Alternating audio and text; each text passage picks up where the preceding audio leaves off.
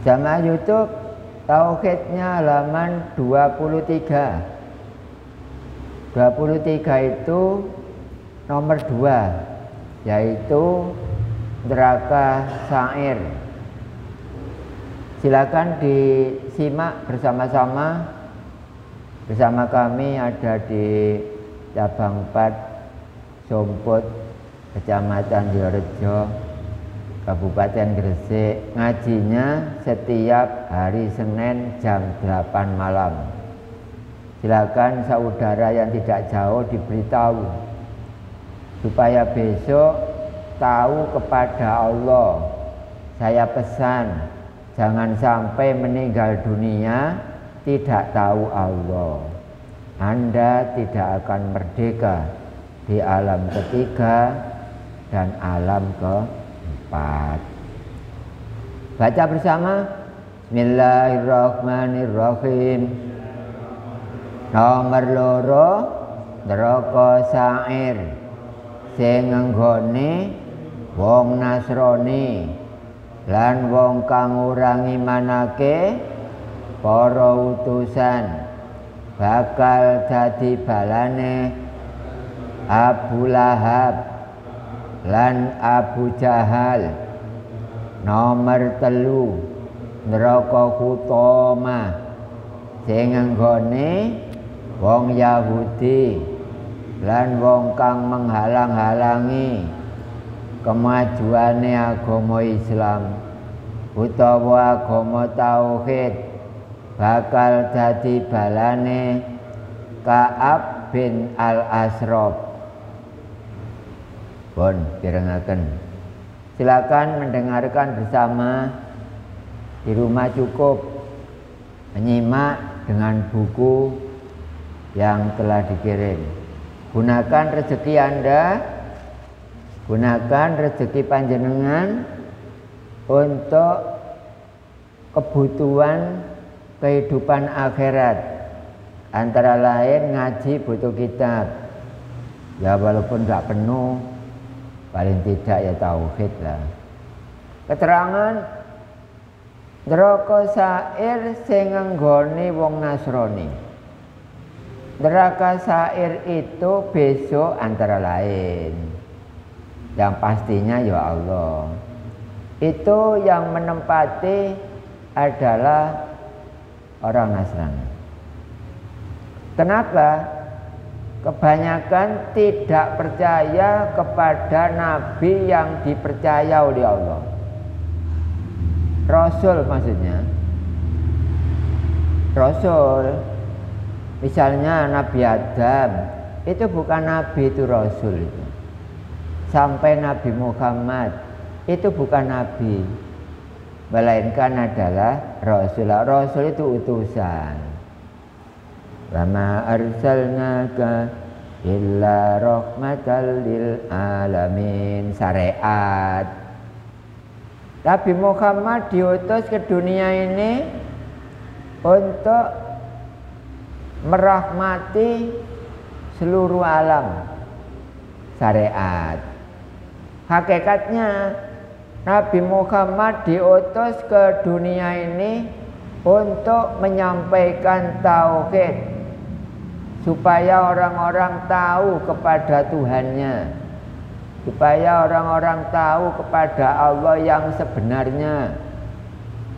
Karena ada Allah dua, Allah palsu, Allah asli. Kalau nggak ngaji tauhid, punya Allah, punya Tuhan, tapi sayang palsu, Tuhan nama.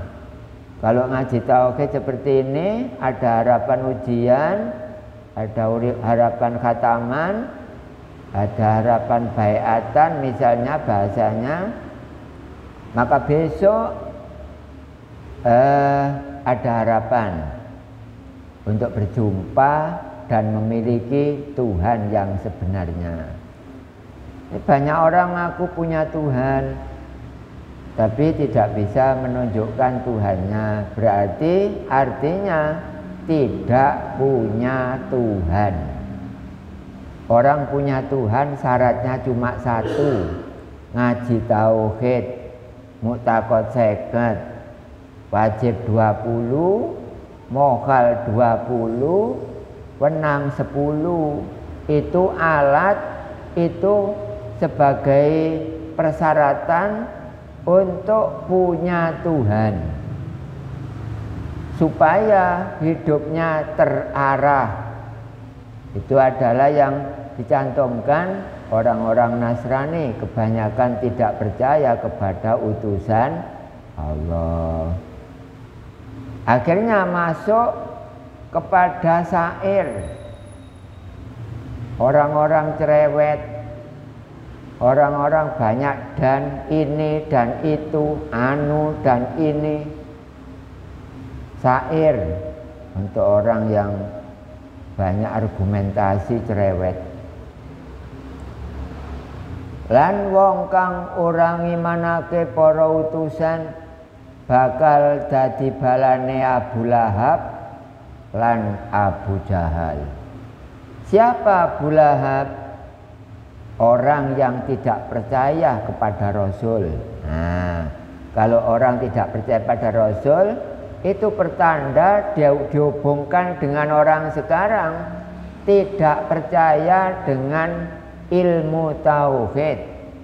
Maka besok dijadikan satu di neraka sa'ir untuk pamannya Nabi Muhammad yang bernama Abu Lahab dan Abu Jahal.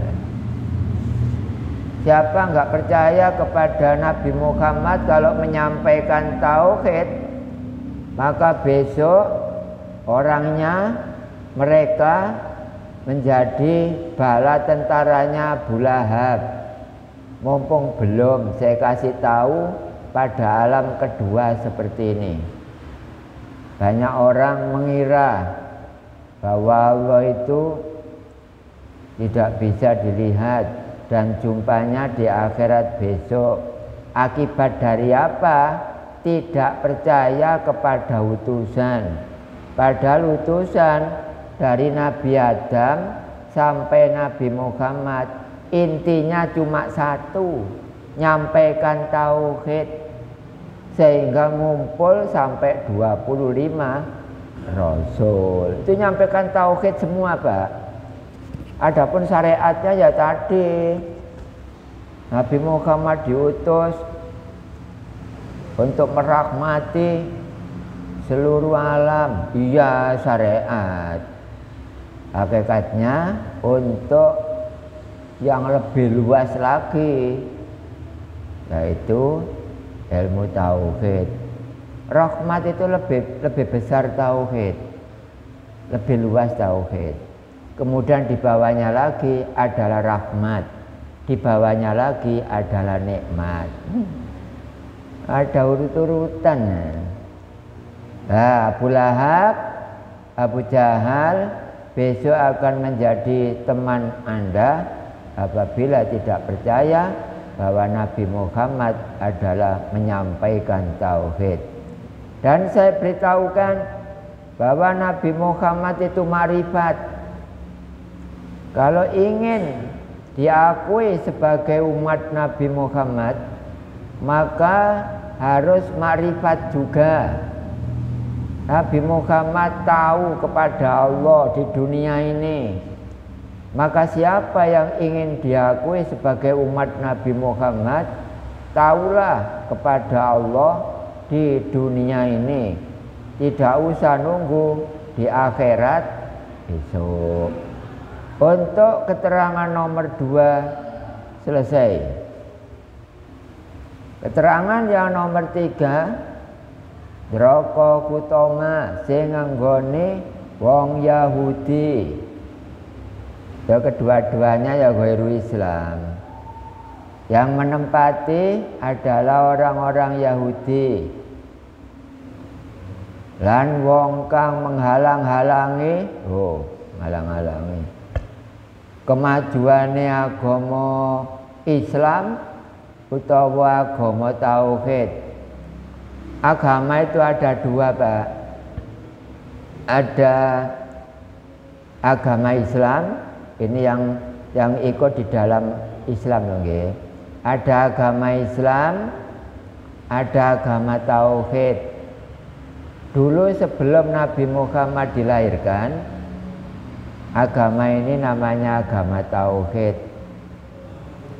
Kalau setelah Nabi Muhammad dilahirkan dan bersamaan dengan setelah Isra dan Mi'raj, agama Tauhid berubah nama menjadi agama Islam.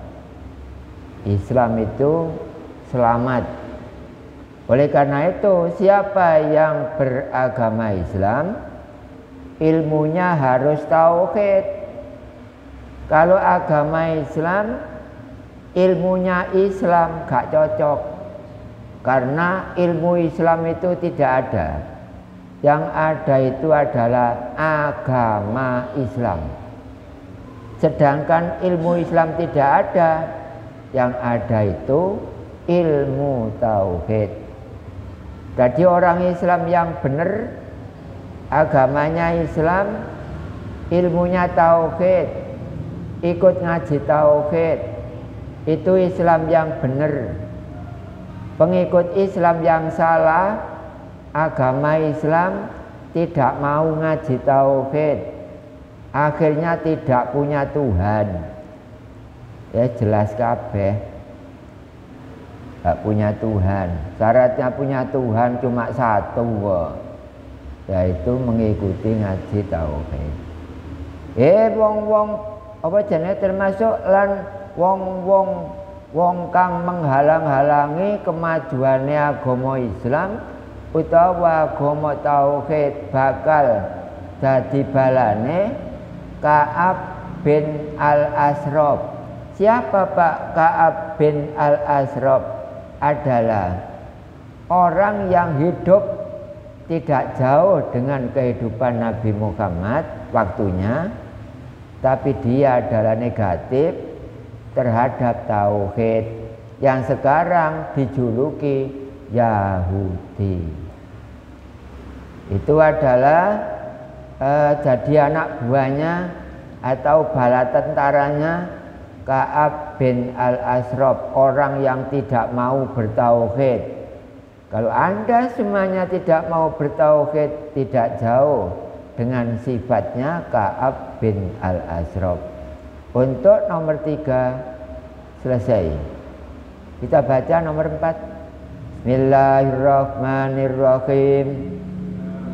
Nomor 4, neraka lado sing nggone wong kang manut marang iblis kaya wong kang ahli drengki lan wong kang nganiaya sepadane kang tanpa dosa lan wong kang kafir majusi bakal dadi balane iblis lan Qabil.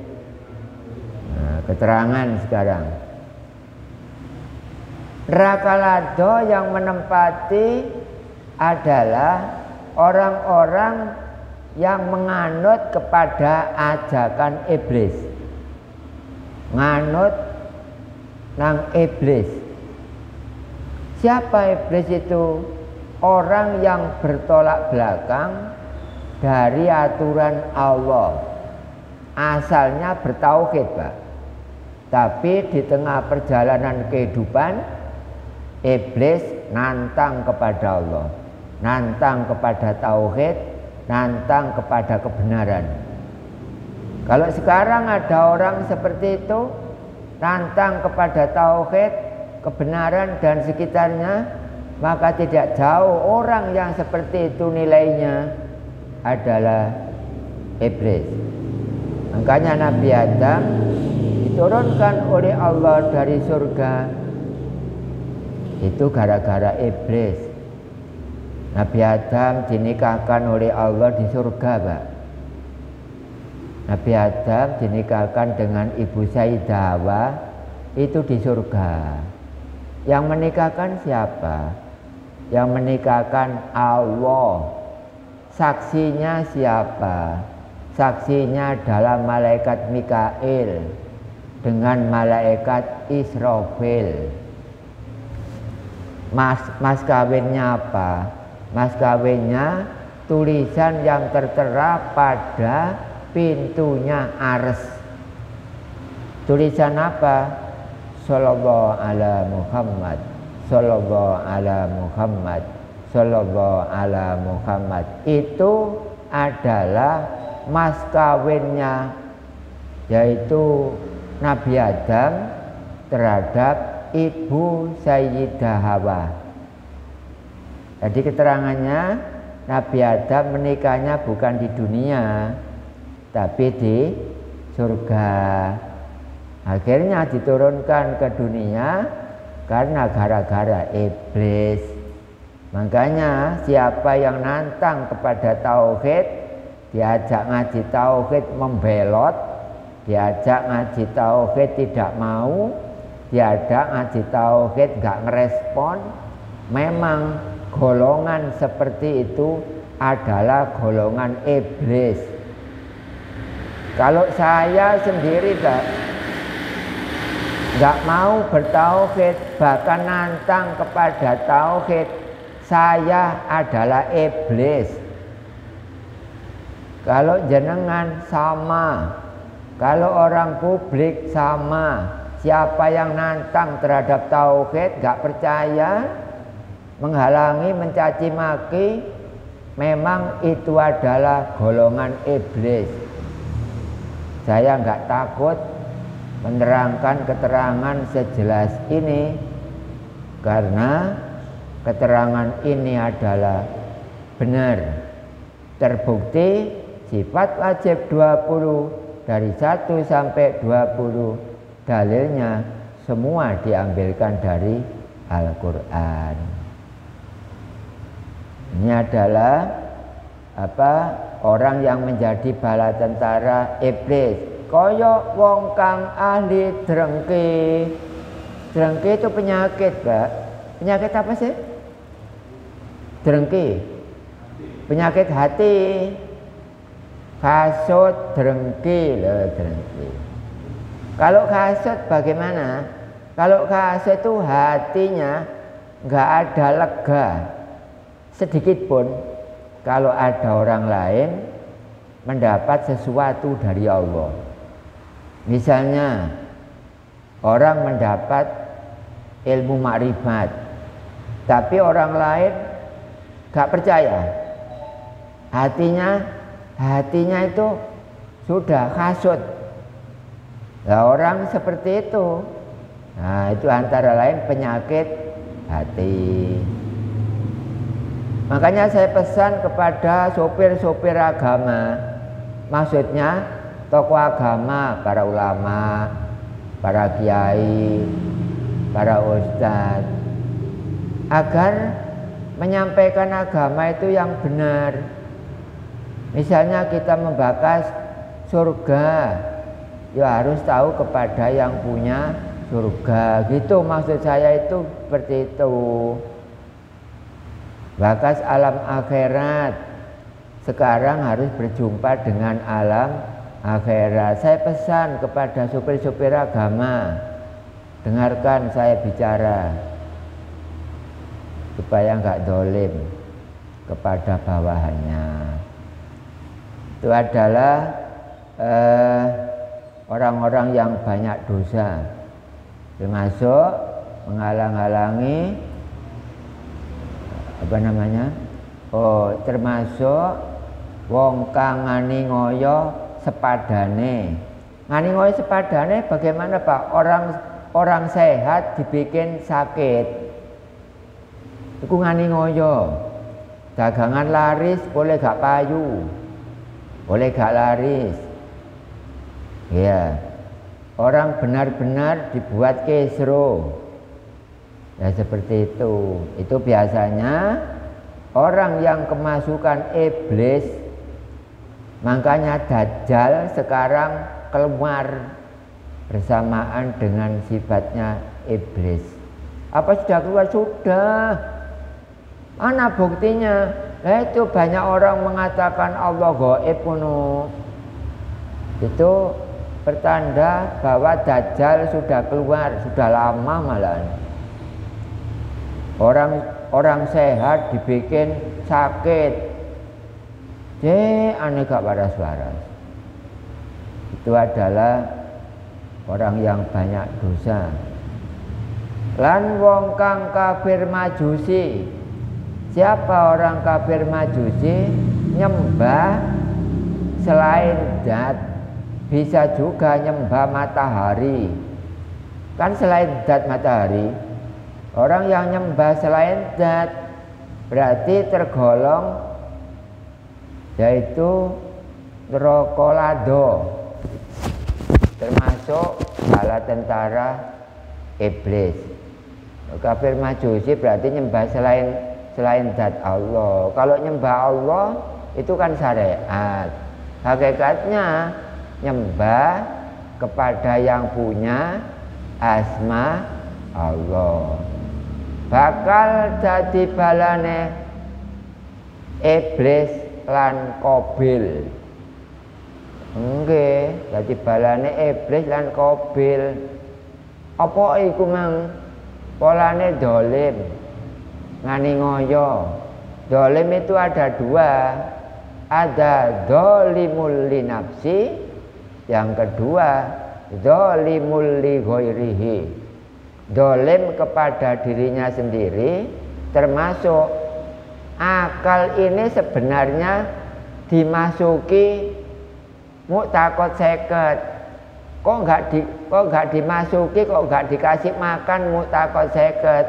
Itu dolim namanya. Akal ini butuh makanan. Makanannya dalam mu'taqad seket. Kalau akal waktunya makan lalu tidak diberi makanan, itu dolim. Dolim kepada dirinya sendiri, namanya dolimul li nafsi. Dolim kepada orang lain namanya dolimul li ghairihi. Berarti orang dolim yang double, yang ganda, yang kuadrat terhadap dirinya nggak tahu Allah. Orang ngaji ya nggak disuruh malah dihalangi, seumpama seperti itu, maka orang itu tergolong golongannya orang yang nyembah, tapi nyembah matahari, garis miring nyembah makhluk. Bakal dadi balane iblis lan Qabil. Qabil itu siapa, Pak? Anaknya Nabi Adam, pembunuh. Dan dibunuh siapa? Yang dibunuh adalah Habil. Anak Nabi Adam itu 40, Pak. 40. Adapun 4 itu kan hanya contoh saja. Qabil bersamaan dengan Iklimah. Habil bersamaan dengan Labuda. Ini contoh, di belakangnya masih ada. Jadi Ibu Saidawa itu punya anak 40 itu 20 kelahiran. Karena setiap melahirkan anaknya 2. Lah 2 kali 20 itu 40. Saya tandaskan lagi bahwa Nabi Adam dinikahkan oleh Allah di surga.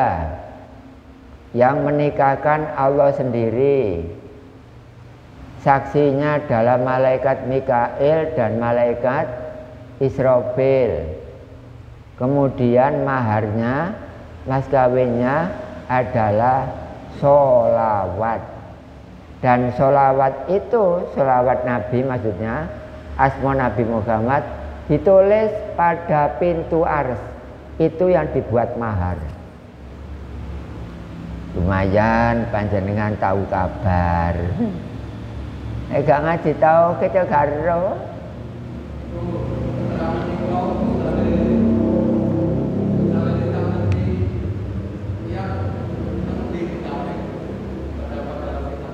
Jeng, napa Mas Jeng?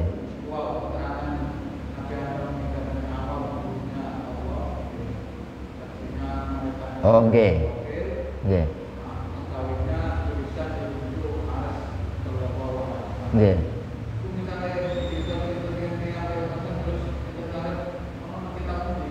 Oh itu Risalatul Anbiya. Nggih. Enak jawabannya ya. Risalatul Anbiya. Nggih. Untuk sejarah para nabi, para rasul. Makanya yang sudah makrifat sebaiknya mengikuti ngaji terus supaya banyak pengetahuan dari saya secara syariat. Itu kisah Nabi Adam masih belum saya terangkan semuanya loh, nggih. Anak kelahiran kedua, ketiga, keempat, gandengannya siapa? Kan belum, Pak. Nah, ini saya lewati. Umpama saya terangkan terus, nggak selesai-selesai nih. Tapi kan lodong cuman ru kabar ya. Nah, sekarang jenengan tahu, ulama nggak ada keterangan seperti itu. Ngaji tauhid itu berlebihan. Hari jenengan sudah tahu nggih, yang nikahkan siapa? Allah. Tempatnya di mana? Surga. Mas kawinnya apa? Sholawat. Saksinya siapa? Malaikat Mikail dengan malaikat Israfil. Risalatul Anbiya, saya punya kitabnya, dikasih orang tua saya. Itu ya orang tua saya pokoknya punya ya itu, dan sedikit barangkali ada kekurangan kan nggak banyak. Ya buktinya Nabi Adam nggak ada orang yang nikahkan, ya Allah. Ya kata siapa sih nikahno? Nabi Adam usia 1000 Mas Nasir. Usianya 1000. Enggak 1000 tahun. Nabi Adam itu yang memakamkan jasadnya Nabi Adam itu adalah Nabi Khidir. Dan Nabi Nuh berdoa masih nutut zamannya Nabi Adam. Karena Nabi Nuh sendiri usianya malah 1050 malah. Akhirnya berdoa, ya Allah, ini umpama bahasa Indonesia ya. Ya Allah, semoga orang yang memakamkan jasadnya Nabi Adam yang panjangnya 80 meter itu, jenengan jadikan orang yang hidup selamanya sampai datangnya hari kiamat. Dikabuli oleh Allah, diterima oleh Allah doanya Nabi Nuh. Akhirnya ternyata yang memakamkan jasadnya Nabi Adam yang panjangnya 80 itu meter makamnya, adapun jasadnya kan cuma 30. Itu ngasih lubang 80. Akhirnya Nabi Khidir itu diberi umur panjang sampai sekarang. Dan sekarang manusia dunia yang masih utuh, yang masih hidup asli manusianya ada 4. 1 adalah Nabi Ilyas, 2 adalah Nabi Isa, 3 adalah Nabi Idris, 4 adalah Nabi Khidir. Nah, sebagai contoh, di dunia saja ada orang nggak ada mati. Itu suatu contoh bahwa di akhirat ya malah parah. Makanya besok di akhirat nggak ada mati. Buktinya ada 4 orang dunia sekarang masih hidup asli orangnya. Itu adalah sebagai cerita, dan seandainya ada kekurangannya ya dimaklumi. Tapi kan mendekati kebenaran ya. Ya enggak 100% benar. Mungkin ada kejanggalan dikit ya maklum. Itu Risalatul Anbiya. Risalatul Anbiya itu banyak Mas Nasir, bukan satu buku toh. Ada yang karangan ini gitu. Pokoknya seperti itu aja, enggak bulat-bulat pokok kita punya ketegasan ya. Seperti itu. Itu adalah ini belum saya terangkan sampai 40 anak loh ya.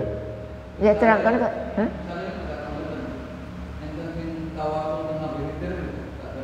Oh nggih, enggak apa-apa. Tawasul kepada Nabi Khidir toh, enggak apa-apa. Masih hidup kan? Masih hidup. Oke, dan Nabi Khidir itu yaitu Nabi yang plus, ibarat kok sekarang sinyal itu H+. Yang biasa itu adalah 3G. Ya gampangannya seperti itu, Pak. Makanya jangan jauh dengan saya sudah memberitahukan kepada jamaah semuanya, jamaah jangan jauh dengan tauhid.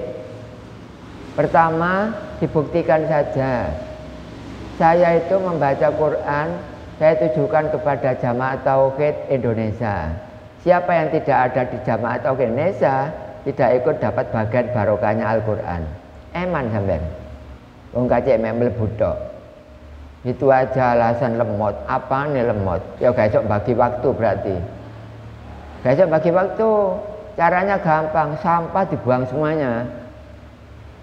Itu gampang. Ini orang-orang yang alasan HP-nya lemot, itu memang hatinya ada iblisnya, Pak.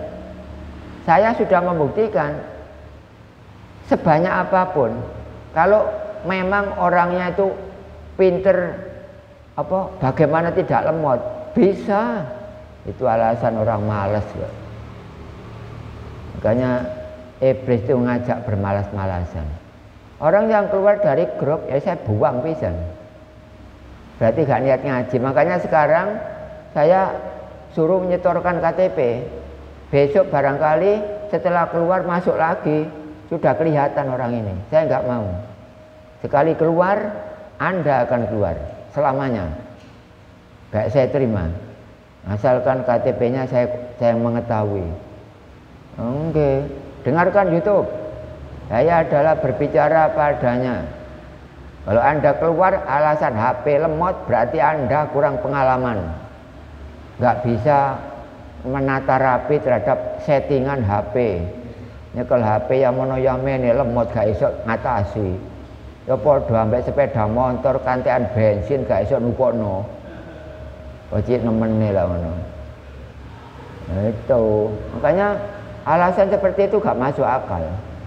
Demikian untuk materi kedua tauhid. Sekarang waktunya sudah cukup. Ini Pak, jam 9.30 itu sama dengan jam 9:15. Karena isya-nya kan agak malam. Nah sebenarnya 9:30 itu masih jam 9:15. Kalau zaman yang belum bulan ini loh ya, mungkin bulan 9 atau 10. Kemarin jam 9:15 itu kan masih sore. Sekarang harus 9:30. Ini sama, berarti bubar kita itu sama dengan yang kemarin. Demikian yang dapat kami sampaikan. Untuk jamaah YouTube mohon membimbing keluarganya. Mbak-mbak yang sepuh-sepuh atau keluarga yang sepuh silakan ngaji di layar TV aja. Tapi dicatat ya, dicatat untuk dikumpulkan, karena walaupun nggak punya HP misalnya, memang orang tua ya anaknya supaya membantu. Demikian, semoga manfaat.